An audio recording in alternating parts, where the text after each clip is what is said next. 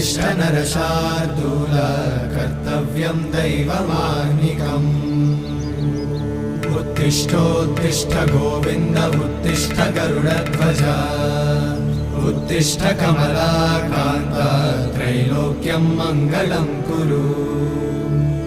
उत्तिष्ठोत्तिष्ठ गोविन्द उत्तिष्ठ गरुडध्वज उत्तिष्ठ कमलाकान्त त्रैलोक्यं मङ्गलं कुरु